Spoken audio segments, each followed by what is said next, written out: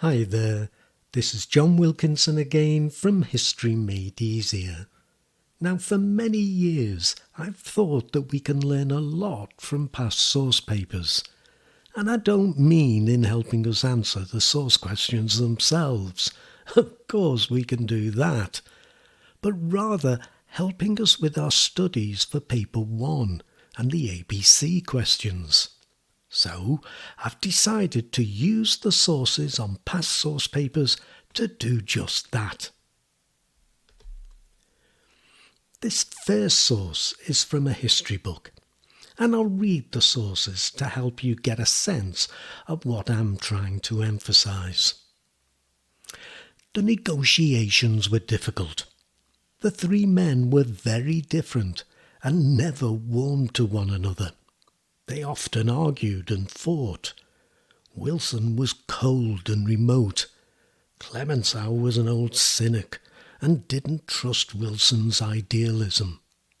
The president's self-important confidence crashed against Clemenceau's rock-like obstinacy. His only aim was to defend France, and his lack of interest in other issues would annoy and frustrate Wilson. Lloyd George did not really believe in the League of Nations, but he understood that he had to be seen to be a League supporter. He called for a new international organisation, suggesting that the League would be a central part of an Anglo-American agreement. Lloyd George hoped that in return there would be American support for the issues Britain was interested in. However, Lloyd George was difficult to work with because of the swiftness and frequency with which he could change his position. So, what do we learn or affirm from this extract? Well, we get a hint of different aims.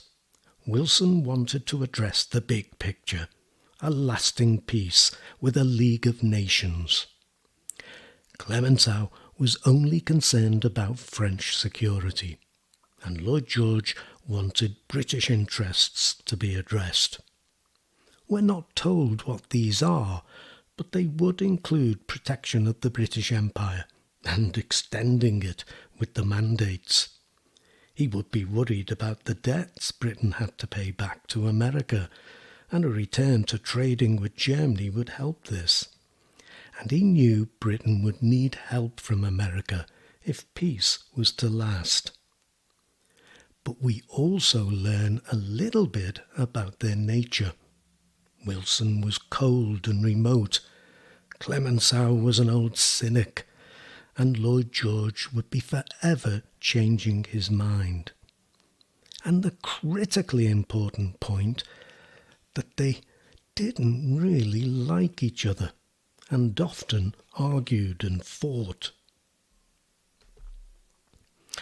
And we see a closer insight into their dislike of one another, the arguments that occurred and the mistrust that they had in the first paragraph of the next source, an account by President Wilson's personal doctor of a meeting in April 1919, so during the peace talks.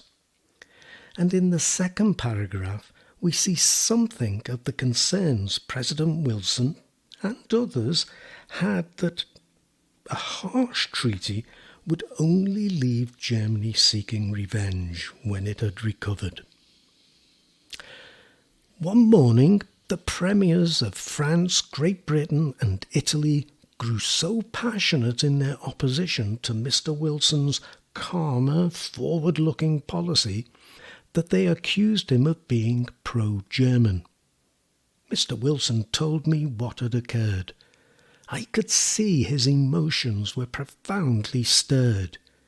He told me, "They have gone a step too far, and I don't know what may happen." His jaw set, his eyes fixed, his fighting blood was circulating. After lunch, he began to speak. He had never liked Germany. No man in the room was less German-minded than he. He resented deeply the accusations which they had brought against him. Turning to Clemenceau with his eyes ablaze, he said, "And yet you this morning told me that I should be wearing the Kaiser's helmet. And why? Because I have protested against a taxation upon Germany which will make life so difficult for the children that dreams of vengeance will become an obsession. I am not thinking only of Germany. I am thinking about the future of the world." In the third source, we get a really good insight of the mistrust between the French and the British.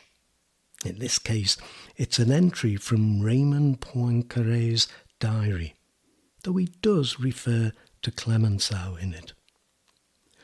Today, Clemenceau is angry with the English, and especially with Lloyd George. "I won't move," he said. "I will wait until they come to me. I will yield nothing. We will see if they can manage without me. Lloyd George is a trickster. I don't like being double-crossed. Lloyd George has deceived me. He made me the finest promises, and now he breaks them. Fortunately, I think at the moment we can count on American support.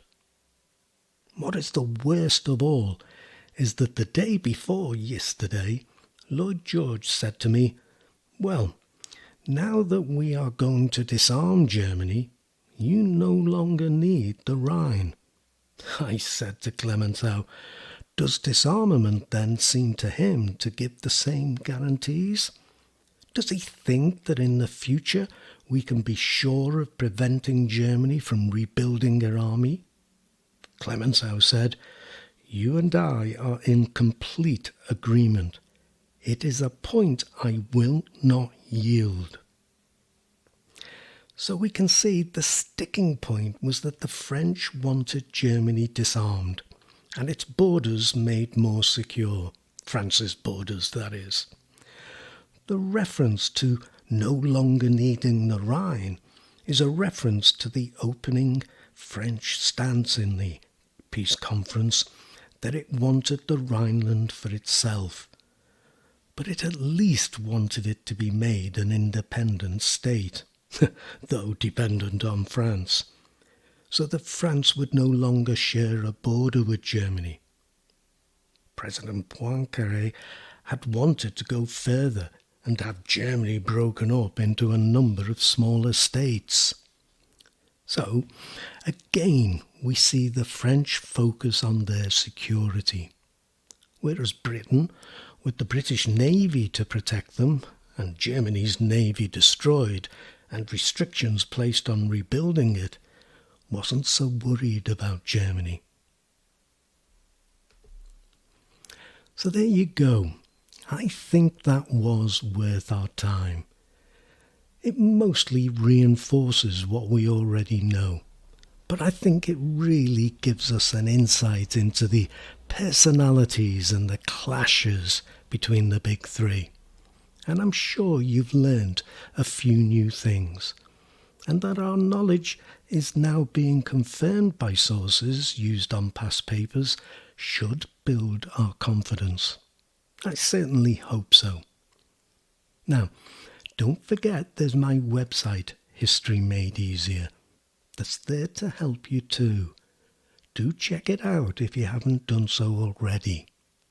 But for now, let me thank you for listening and wish you the very best of luck with your studies. Cheers.